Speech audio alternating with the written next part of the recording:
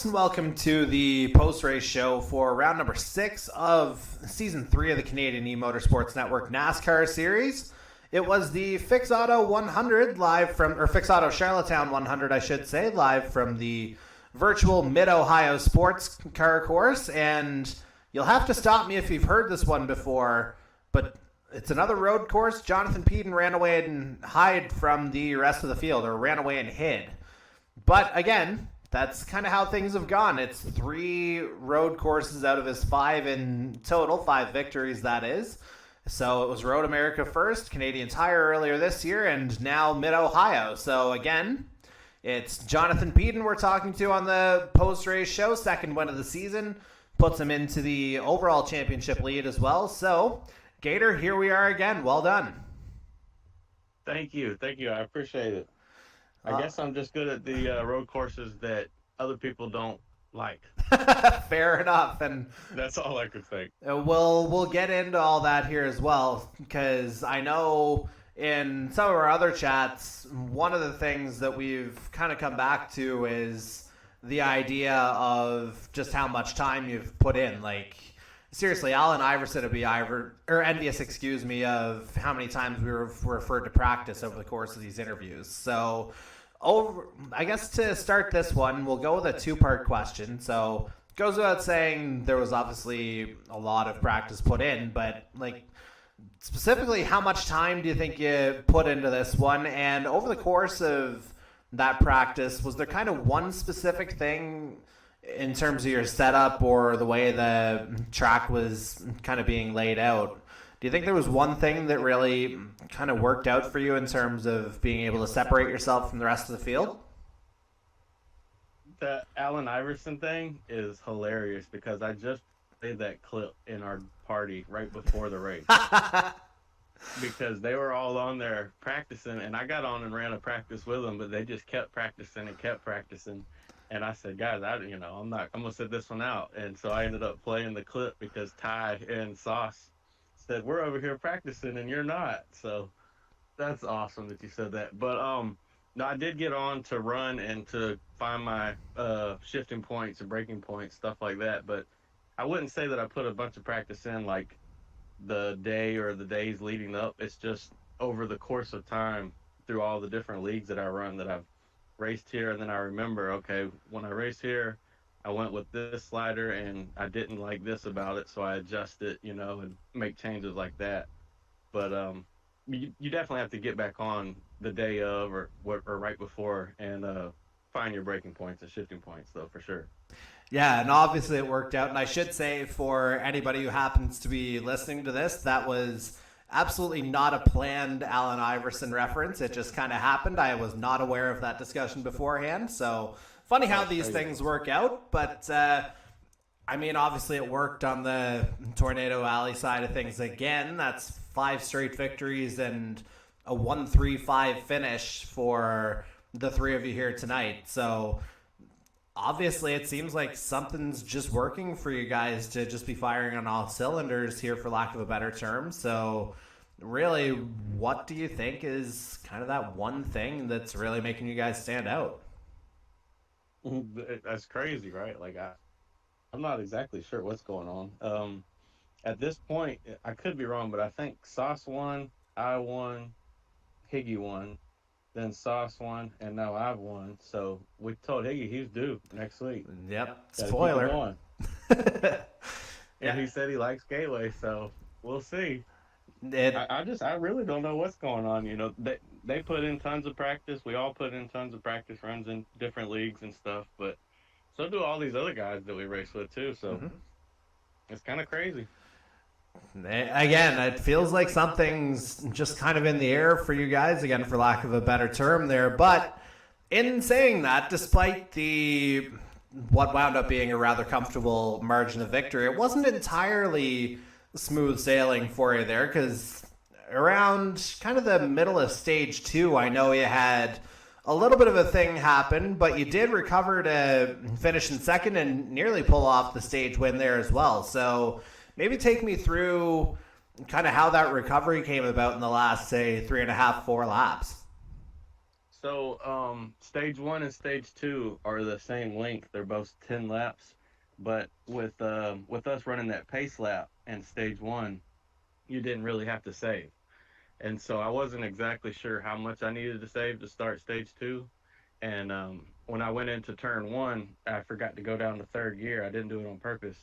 And so I was really slow coming off of turn one. I was like, well, I'm just going to save it right now, and then I'll go all out once I have it saved. And so that's what I did. And when I got up to Gator Mike there, I wanted to pass him clean. I didn't want to move him, and he did such a good job blocking me. So couldn't get it, but I told him, I said, I wanted to win every stage and every race at a road course this year, and you ruined it for me. Well, I was gonna make that point as well, but I mean, the recovery drive was certainly impressive in and of itself, and ultimately set the stage for how things went in the final leg of the race. Because, like, I think the final margin of victory between yourself and Mike was about 9.5 seconds. So for you, especially coming out of that one green flag stop, obviously you had clear track basically all around, save for the odd lapped vehicle. But, and I don't think this is really something we've talked about too much before, but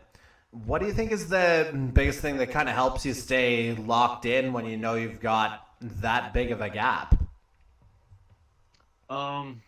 It's tough, really. Like, I had been saying all night to my team that you just stay on the track. As long as you stay on the track, it's a win in itself. And I did at one point. I was about 5 or so seconds ahead. I can't remember who was in second, but I almost lost it. And I said, "What am I doing? I'm just up here racing a ghost, and I'm going to cause myself to spin." So I had to tell myself to back it down. And whenever we were going through those green flag pits there at the end, the turn one, how we were taking that through the exit, I got one car come out right when I was going through there, and he ended up pulling over into the grass. I think that was Chewy. I appreciate that for him, or from him, but I was like, I don't know what to do there because everybody else is going through there, so you got to go through there. But when green flag pit stops are going on, you don't know if you're gonna hit somebody coming out of there or not. Yeah, I mean, I think we actually saw that happen on the broadcast as well, and they just appear out of nowhere. Yeah, and we made kind of that point of, like, that particular cut through turn one, because obviously, that's going to get you to the straight line a bit faster. But yeah, I wasn't sure what, potential damage would look like if something was to happen. I'm certainly glad we didn't find out on your side, but yeah, I can imagine it kind of got a little bit hairy there. Definitely. Yeah, but ultimately, again, it was something that you were able to kind of push through, to say the very least, and again, just kind of build up the margin from there. Yeah, so I think the last time we had one of these chats, we were headed to Iowa, and you said you weren't sure how things were going to go there, and that turned into, I think, just about a top 5, maybe 6th. Can we expect the same thing at Gateway next week, or something similar? What are you thinking heading into yet another track we haven't seen here on our particular brand? Well, I feel the same way about it as I did about Iowa. If I can get a top 5, I'll be happy with that. Yeah, I know there's guys out there that are going to be faster than me there.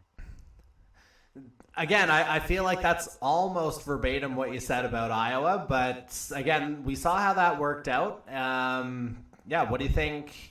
I guess just to bring it back to being serious here for a second, like, obviously you've talked about, maybe not feeling the best there, but, like, what do you think you could do to ultimately kind of push that results, right around where it's been, say, the last few weeks?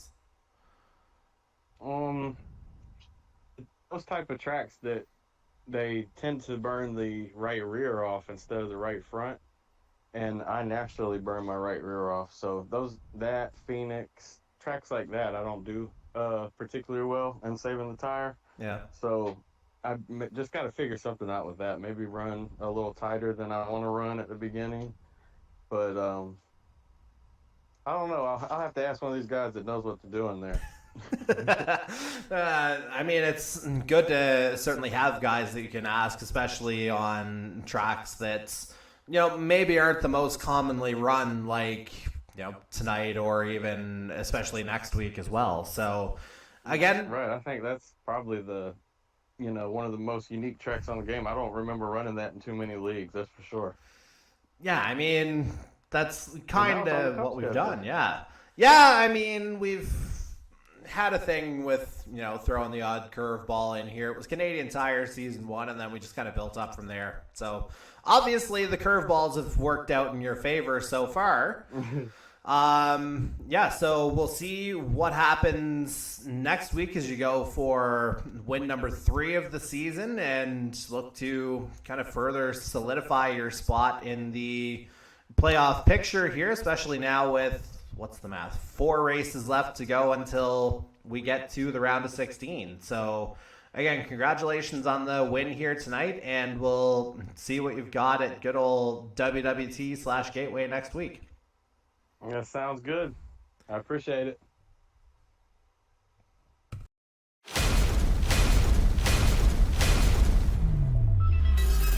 3 wide coming through the turn here. They're coming up to the line here now. Darcy Ford still got it. Ward trying to get inside though. Where's Ward going to come in? Darcy Ford. And there's the checkered flag. Darcy Ford.